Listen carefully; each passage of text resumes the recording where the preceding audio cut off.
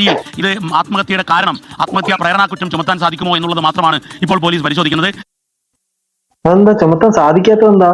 മര്യാദയ്ക്ക് ബസ്സിൽ ഇരുന്ന ഒരാളെ വീഡിയോ എടുത്ത് റീച്ചിന് വേണ്ടി അവഹേളിച്ച് വീണ്ടും വീഡിയോ ഇട്ട് മാനസിക സമ്മർദ്ദത്തിലേക്ക് കടത്തിവിട്ട് അയാളുടെ ക്രെഡിബിലിറ്റി നശിപ്പിച്ച് അയാളുടെ അഭിമാനത്തിന് ക്ഷതമേൽപ്പിച്ച് അയാൾ ആത്മഹത്യ ചെയ്തത് എന്താണ്? പ്രേരണ കുറ്റം ചുമത്താൻ പറ്റാത്തത് എന്താണ്? ഇത് ഏത് വകുപ്പൊക്കെയാണ് ഇപ്പൊ എടുത്തോണ്ടിരിക്കുന്നത്? നിങ്ങൾ എല്ലാവരും പറഞ്ഞിട്ടുണ്ടാവും, ദീപക് എന്ന് പറയുന്ന വ്യക്തി മരണപ്പെട്ട കേസും വൈറലാകാൻ വേണ്ടി ഒരു പെൺകുട്ടി കാട്ടിക്കൂട്ടിയ കാട്ടായങ്ങളും. ആ പെൺകുട്ടി അക്കൗണ്ട് എല്ലാം പ്രൈവറ്റ് ആക്കി കണ്ടം വഴി ഇറങ്ങി ഓടിയിരിക്കുകയാണ്. പക്ഷെ ഇപ്പോഴും 2-3 സംശയങ്ങൾ ഉണ്ടെന്ന്. ഒന്ന്, ഈ പെണ്ണിനെ എന്ത് മാങ്ങത്തിലേക്കാണ് ഇപ്പൊ പോയി ഫോളോ ചെയ്തുകൊണ്ടിരിക്കുന്നത്? എനിക്കത് മനസ്സിലാവുന്നില്ല. എന്റെ പ്രിയ സുഹൃത്തുക്കളായ ജനങ്ങളെ, എനിക്ക് മനസ്സിലാവുന്നില്ല നിങ്ങൾ എന്തിനാണ് ഈ പെൺകുട്ടിയെ പോയി ഫോളോ ചെയ്തുകൊണ്ടിരിക്കുന്നത്? റീച്ചിന് വേണ്ടി ചെയ്തു, റീച്ചായി. നിങ്ങൾ പിന്നെ എന്തിനാണ് ഫോളോ ചെയ്യുന്നത്? അത് അങ്ങനെ കുറെ പൊട്ടന്മാര്. ഇനി രണ്ടാമത്തെ ഒരു സാധനം എന്ന് പറഞ്ഞാൽ, ഈ പെൺകുട്ടിയുടെ വാർത്ത വരുന്ന സമയത്ത്, അല്ലെങ്കിൽ ഈ പെൺകുട്ടി വീഡിയോ ചിത്രീകരിച്ചു, ഈ ചിത്രീകരിച്ചതിൽ മനം നൊന്ത് ഒരു വ്യക്തി ആത്മഹത്യ ചെയ്തു. ഈ ഒരു കേസ് റിപ്പോർട്ട് ചെയ്യുമ്പോൾ ഈ പെൺകുട്ടിയുടെ മുഖം എന്തോ കാണിക്കാനാണ് ബ്ലർ ചെയ്യുന്നത്? അതിജീവിതയാണോ? മറ്റേ പ്രായപൂർത്തിയാകാത്ത പെൺകുട്ടിയാണോ? പീഡന കേസാണോ? എന്തിനാണ് ഈ പെൺകുട്ടിയുടെ മുഖം എന്തിനാണ് ബ്ലർ ചെയ്യുന്നത്? ഇതേ ഈ പെൺകുട്ടിയുടെ സ്ഥാനത്ത് ഒരു ആണായിരുന്നെങ്കിൽ നിങ്ങൾ ആരെങ്കിലും ഈ ഫേസ് ബ്ലർ ചെയ്യുമായിരുന്നോ? ശരിക്കും ഈ നാട്ടില് സേഫ് അല്ലാത്തത് ആണുങ്ങളാണ്. നമ്മുടെ മെൻസ് കമ്മീഷൻ ശരിക്കും വരണം. പക്ഷെ ഇപ്പൊ ഉണ്ടാക്കുന്ന പോലെ മറ്റേ മെൻസ് കമ്മീഷൻ അല്ല, നല്ലൊരു മെൻസ് കമ്മീഷൻ വരണമെന്നാണ് എന്റെ ഒരു അഭിപ്രായം. നിങ്ങളുടെ അഭിപ്രായം തീർച്ചയായിട്ടും കമന്റുകളെ രേഖപ്പെടുത്തുക. നമുക്കിനി നമ്മുടെ ശ്രീലക്ഷ്മി അരയ്ക്കാർ. എന്റെ ദൈവമേ, ഫെമിനിസം തലയ്ക്കും. ഫെമിനിസം എന്ന് പറഞ്ഞാൽ എന്താണ്? സ്ത്രീകളുടെ ഉന്നമനത്തിന് വേണ്ടി സംസാരിക്കുക എന്നതാണല്ലോ അതിന്റെ ബേസിക് അജണ്ട എന്ന് പറയുന്നത്. പക്ഷെ ഇവരുടെ പ്രശ്നം എന്ന് പറഞ്ഞാൽ പുരുഷന്മാരുടെ ഉന്മൂലനത്തിന് വേണ്ടി പ്രവർത്തിക്കുക, സ്ത്രീകളുടെ ഉന്നമനത്തിന് വേണ്ടി പ്രവർത്തിക്കുക. ഇതാണ് ഫെമിനിസം ഇവർക്കെല്ലാം. നിങ്ങൾ ഫെമിനിസത്തിന് വേണ്ടി സംസാരിക്കുന്നവര് പുരുഷന്മാരെല്ലാം തകർന്ന് താഴെ വീഴണമെന്നല്ല ചിന്തിക്കേണ്ടത്, സ്ത്രീകൾ ഉയർന്നു വരാൻ വേണ്ടി ചിന്തിക്കണം എന്നുള്ളതാണ്. ഈ ശ്രീലക്ഷ്മിയുടെ മറ്റേ ജീവിതത്തെ കുറിച്ച് പുള്ളിക്കാരി തന്നെ പറയുന്നുണ്ട്. പുള്ളിക്കാരിയുടെ പിതാജി കളങ്കാവലിൽ മമ്മൂക്ക ചെയ്ത കഥാപാത്രമായിട്ട് സാമ്യമുള്ള ഒരു വ്യക്തിത്വമായിരുന്നു എന്നുള്ളത്. സോ അതിൽ നിന്നും പുള്ളിക്കാരിക്ക് ലഭിച്ച മാനസിക സമ്മർദ്ദമായിരിക്കണം പുള്ളിക്കാരി ഇത്തരത്തിലുള്ള പുരുഷ വിരോധിയായി മാറാനുള്ള കാരണം. പക്ഷെ വേടന്റെ കൂടെ ഫോട്ടോ എടുത്തിട്ടുണ്ട്, വേടനെ സപ്പോർട്ട് ചെയ്യുന്നുണ്ട്. ആ സെറ്റപ്പ് എന്താണെന്ന് എനിക്ക് മനസ്സിലായിട്ടില്ല. ശ്രീലക്ഷ്മി സോഷ്യൽ മീഡിയയിൽ 14 മണിക്കൂർ മുമ്പ്, ഞാൻ ഈ വീഡിയോ എടുക്കുമ്പോൾ 14 മണിക്കൂർ മുമ്പ് ഒരു പോസ്റ്റ് ഇട്ടിട്ടുണ്ട്. ആദ്യം ഒരു പോസ്റ്റ് ഇട്ടിട്ടുണ്ടായിരുന്നു, ഈ വ്യക്തി മരണപ്പെട്ടത് നന്നായി എന്ന പേരിൽ ഇട്ടിട്ടുണ്ടായിരുന്നു. അത് ഭയങ്കര പ്രശ്നമായപ്പോഴത്തേനും പുള്ളിക്കാരി നിലപാടിൽ നിന്ന് ചെറുതായിട്ടൊന്ന് ബാക്ക് എടുത്തിട്ടുണ്ട്. ഇപ്പൊ വേറൊരു പോസ്റ്റ് പ്രത്യക്ഷപ്പെട്ടു. സോഷ്യൽ മീഡിയയിൽ വൈറലാകാൻ വേണ്ടി പെൺകുട്ടി ചെയ്ത വീഡിയോ എന്നാണ് മസ്താനി പണ്ട് സവാദിനെതിരെ വീഡിയോ ചെയ്തപ്പോൾ ആൾക്കൂട്ടം വിധി എഴുതിയത്. ഏത് ആൾക്കൂട്ടം അങ്ങനെ വിധി എഴുതി? ആ വീഡിയോയ്ക്കകത്ത് വ്യക്തമായിട്ട് സവാദിന്റെ ഡിംഗോൾഫിക്ക പുറത്തു വരുന്നത് കാണുന്നുണ്ട്. ആ വീഡിയോയ്ക്കകത്ത് സവാദ് ഇറങ്ങി ഓടുന്നുണ്ട്. മസ്താനി എന്ന് പറയുന്ന പെൺകുട്ടി അതിനെതിരെ ശബ്ദം ഉയർത്തുന്നുണ്ട്. പക്ഷെ ഇന്ന് വൈറലാകാൻ വേണ്ടി കാണിക്കുന്ന വീഡിയോകളിലെല്ലാം ഇങ്ങനെ വീഡിയോ എടുത്ത് പബ്ലിക്കിലേക്ക് വിടുന്നത് മാത്രമേ ഉള്ളൂ. ഇവരുടെ പ്രതികരണം കാണിക്കുന്നില്ല. ഈ പുരുഷൻ അപമര്യാദയെ പെരുമാറുന്ന രംഗങ്ങൾ നമുക്ക് കാണാൻ സാധിക്കുന്നില്ല. പക്ഷെ മസ്താനി പ്രശ്നക്കാരിയല്ല. ഇവരെല്ലാം നല്ല എന്തൊരു സംഭവം എനിക്ക് മനസ്സിലാവുന്നില്ല. ഒടുവിൽ മസ്താനിയാണ് ശരിയെന്ന് ബോധ്യപ്പെട്ടു. ആ വീഡിയോ പുറത്തു വിട്ടപ്പോൾ എന്തൊക്കെ ആക്രമണമാണ് മസ്താനി നേരിട്ടത് ഓർക്കുന്നുണ്ടോ? ഇപ്പോൾ ഈ പെൺകുട്ടിക്ക് നേരെ പറയുന്ന വാചകം ഇതാണ്: സോഷ്യൽ മീഡിയ വൈറൽ ആകാൻ എന്ന്. ഈ പെൺകുട്ടി ചെയ്തത് ശരിയാണെന്നാണ് നിങ്ങൾ ഇപ്പോഴും വിശ്വസിക്കുന്നത്? അപ്പോ നിങ്ങളെ ഒരു വണ്ടി കെട്ടി പറഞ്ഞു വിടേണ്ടതായിട്ട് വരും. ഈ സവാദിനെയും ഈ ദീപക്കിനെയും ഒരേപോലെ നിങ്ങൾ താരതമ്യം ചെയ്യരുത്. ഇത് ഇവർക്ക് പറഞ്ഞു കൊടുത്തിട്ട് കാര്യമൊന്നുമില്ല. വിവരം ഉണ്ടെങ്കിലല്ലേ നമ്മൾ ഈ പറയുന്നതിനെ മനസ്സിലാക്കാനുള്ള ബോധം അവർക്ക് ഉണ്ടാകത്തുള്ളൂ. ഇതിപ്പോ അതൊന്നും ഉൾക്കൊള്ളത്തില്ല. സവാദ് വേറെ, ഈ നിഷ്കളങ്കനായ വ്യക്തി വേറെ. അല്ലെങ്കിൽ ശരി, നിഷ്കളങ്കനല്ലെന്ന് നിങ്ങൾ പറഞ്ഞു, നിഷ്കളങ്കനല്ലെന്നിരിക്കട്ടെ. ഈ പെൺകുട്ടി പുറത്ത് വിട്ട വീഡിയോയ്ക്കകത്ത് അപമര്യാദയായിട്ട് പെരുമാറുന്നതായിട്ട് നിങ്ങൾക്ക് തോന്നിയോ? കണ്ടു നിന്ന് നമുക്കല്ല, ഈ പെൺകുട്ടി അയാളോട് അപമര്യാദയായിട്ട് പെരുമാറിയതായിട്ടാണ് ഫീൽ ചെയ്തത്. ഒന്ന് ടച്ച് ചെയ്തായിരുന്നെങ്കിൽ നമുക്ക് വേറൊരാക്കായിരുന്നു, വീഡിയോ ഇടായിരുന്നു. ആണ് ചെയ്തത്.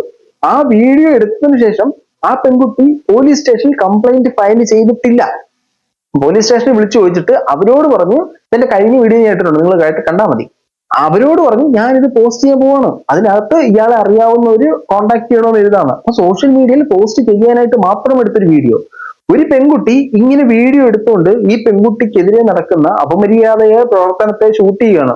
അപ്പൊ ടച്ച് ചെയ്യുമ്പോൾ വൈറലാകാനുള്ള സാധനം കിട്ടി. ഇതാണോ വരേണ്ട ഫേഷ്യൽ എക്സ്പ്രഷൻ?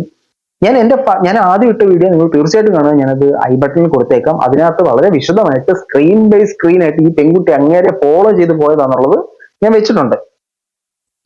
ഏത് പെണ്ണ് ആണ് ഇവിടെ സോഷ്യൽ മീഡിയ വഴി സപ്പോർട്ട് കിട്ടിയിട്ടുള്ളത്? ഏത് പെണ്ണാണ് കിട്ടാത്തത്? നിങ്ങൾ ഓരോ അപരാധം ഇട്ടിട്ട് നിങ്ങൾക്ക് സപ്പോർട്ട് കിട്ടുന്നില്ലെന്ന് പറഞ്ഞുള്ള സ്ത്രീകൾക്കെതിരെ എല്ലാം സംസാരിക്കരുത്. ആകെ നിങ്ങളെപ്പോലുള്ള വിവരമില്ലാത്ത കുറെ എണ്ണത്തിനും അപ്സ കെയർ രചിക്കും ഈ പെൺകുട്ടിക്ക് ഒഴികെ ബാക്കി എല്ലാവർക്കും സോഷ്യൽ മീഡിയ സപ്പോർട്ട് ചെയ്യുന്നുണ്ട്. സോഷ്യൽ മീഡിയ സപ്പോർട്ട് ചെയ്യുമ്പോൾ നിങ്ങളുടെ സാധനം സോഷ്യൽ മീഡിയയിൽ പോസ്റ്റ് ചെയ്യുമ്പോഴത്തേനും നിങ്ങളുടെ ഭാഗത്ത് ശരിയുണ്ടെന്ന് കാണുന്നവർക്ക് കൂടെ തോന്നണം, ബോധ്യപ്പെടണം. അല്ലാതെ എനിക്ക് ഇങ്ങനെയാണ് തോന്നിയത്, നിനക്ക് എല്ലാം ഇത് തന്നെ തോന്നിക്കണം, പക്ഷെ വീഡിയോയിലൊന്നും മോശമായിട്ട് പെരുമാറുന്നില്ല എന്ന് പറഞ്ഞു കഴിഞ്ഞാൽ ആൾക്കാർ സപ്പോർട്ട് ചെയ്യാൻ കണ്ടു നിൽക്കുന്നവര് നിങ്ങളെ പോലെ പൊട്ടന്മാരല്ല, പൊട്ടികളല്ല, മനസ്സിലാക്കുക. ബുദ്ധിയുള്ളവരുണ്ട്.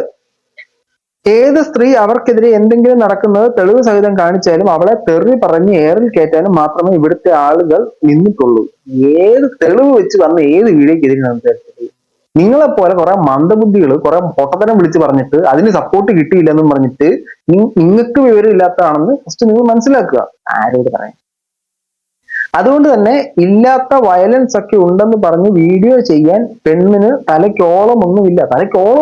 പക്ഷെ തലയ്ക്ക് റീച്ച് എന്ന് പറയുന്ന ഒരു ഭ്രാന്ത് പിടിച്ചിരിക്കുകയാണ്.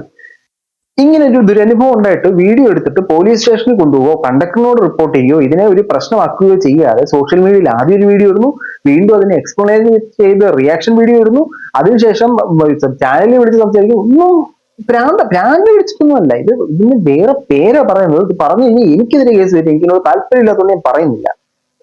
അതുകൊണ്ട് വൈറലാകാൻ ചെയ്തു എന്ന് നുണയൊന്നും അധികം പ്രചരിപ്പിക്കരുത്. ഇല്ല, വൈറലാകാൻ വേണ്ടിയിട്ടില്ല. വീഡിയോ എടുക്കും, സോഷ്യൽ മീഡിയയിൽ പോസ്റ്റ് ചെയ്യും, പോലീസിലൊന്നും പോകില്ല. വൈറലാകാൻ വേണ്ടിയിട്ടൊന്നുമില്ല, ചുമ്മാ ഒരു രസത്തിന് ഒരു മനസുഖത്തിന് വേണ്ടി പോസ്റ്റ് ചെയ്തല്ലേ. ശരി, ഈ നുണ പ്രചരിപ്പിക്കുന്ന നിങ്ങളുടെ വീട്ടിൽ നാളെ ആർക്കെങ്കിലും ഇങ്ങനെ ഒരു ലൈംഗിക അതിക്രമം ഉണ്ടാകാതിരിക്കട്ടെ. ശരിയാ, അത് അത്രയേ നമുക്ക് പറയാനുള്ളൂ. ഇനി ഒരു പുരുഷന് ഇത്തരത്തിലുള്ളൊരു പ്രശ്നം ഉണ്ടാകരുത്. ഒരു സ്ത്രീക്ക് നേരെ ഒരു പുരുഷൻ ശരിക്കും ഒരു അതിക്രമം കാണിച്ചു കഴിഞ്ഞാൽ അത് ശരിയായിട്ട് പിടിക്കപ്പെടണം. അത് നമുക്ക് പറയാനുള്ളൂ. ഇപ്പൊ ആണുങ്ങൾക്ക് ബസ്സിൽ കയറാൻ പറ്റത്തില്ല. ആണുങ്ങൾ ഇപ്പൊ ബസ്സിൽ കയറണമെങ്കിൽ മറ്റേ ഇടയ്ക്കൊരു ട്രോള് കണ്ടായിരുന്നു, ഇതും പിടിച്ചോണ്ട് ബേസ് ബോർഡും പിടിച്ചോണ്ട് കാർഡ് ബോർഡും പിടിച്ചോണ്ട് കയറുന്നത്. അതിർവരുമ്പ് തിരിക്കാതിരുന്നു കഴിഞ്ഞാൽ നമ്മൾ പെടും എന്നുള്ളതായിട്ട് യാതൊരു തർക്കവും ഇല്ല. ഇവർക്ക് നിരന്തരമായി തെറിവിളികൾ വന്നു. ഈ ഒരു സാധനം ഇങ്ങനെ നിരന്തരമായി പൊക്കോണ്ടിരുന്നപ്പോ അപ്പൊ ഇവർ മറ്റൊരു പോസ്റ്റ് 1 മണിക്കൂർ മുമ്പ് ഇട്ടു. പലരുടെയും വിചാരം കൂട്ടമായി വന്ന് തെറി വിളിച്ചു കഴിഞ്ഞാൽ ഇപ്പൊ പേടിച്ചോടി പോകുമെന്നാണ്. എന്റെ പ്രിയ ജനങ്ങളെ, നിങ്ങളങ്ങ് ചിന്തിക്കരുത്. അങ്ങനെ പേടിച്ചോടാനുള്ള വിവരം, ഞാൻ ചെയ്യുന്നത് തെറ്റാണെന്ന് മനസ്സിലാക്കാനുള്ള വകതിരിവ് ഈ ശ്രീലക്ഷ്മി അറക്കൽ ഇല്ല. അപ്പൊ ഇവരെ തെറി വിളിച്ചിട്ട് കാര്യമില്ല. അങ്ങ് മനസ്സിലായോ? പ്രതികരിക്കുന്ന സ്ത്രീകളെ സൈബർ ആക്രമണം ചെയ്ത് തെറി വിളിച്ച് വാ അടപ്പിക്കാൻ നോക്കണ്ട. ഇനി പെണ്ണുങ്ങൾ നിങ്ങളുടെ അക്രമങ്ങൾ സഹിച്ച് നിൽക്കുമെന്ന് കരുതണ്ട. അതിന് ഉത്തമ ഉദാഹരണം ആണ് ഇന്ന് കൂടി വരുന്ന വിവാഹമോചനങ്ങൾ തന്നെ. വിവാഹമോചനത്തിനെ പ്രോത്സാഹിപ്പിക്കുന്ന ഒരു ഫെമിനിസ്റ്റിനെയാണ് നിങ്ങൾ കണ്ടുകൊണ്ടിരിക്കുന്നത്. ഈ വിവാഹമോചനം സംഭവിക്കുന്നതെല്ലാം പുരുഷന്റെ ഭാഗത്ത് തെറ്റുകൊണ്ടല്ല. നല്ല രീതിയിൽ നിൽക്കുന്ന പുരുഷനെ തേച്ചിട്ടിറങ്ങിപ്പോകുന്ന സ്ത്രീകളുണ്ട്. അത് നിങ്ങൾ മനസ്സിലാക്കുക. ഇനി വായിച്ചു വലിയ കഥയൊന്നുമില്ല. ഇനി നമ്മൾ ബസ്സിൽ കയറുമ്പോഴത്തേനും എങ്ങനെ പോകണം എന്ന് അറിയോ? ഇങ്ങനെ പോകണം. നമുക്ക് സോഷ്യൽ മീഡിയ എടുക്കാം. പെണ്ണുങ്ങൾക്ക് മാത്രമൊന്നുമല്ല.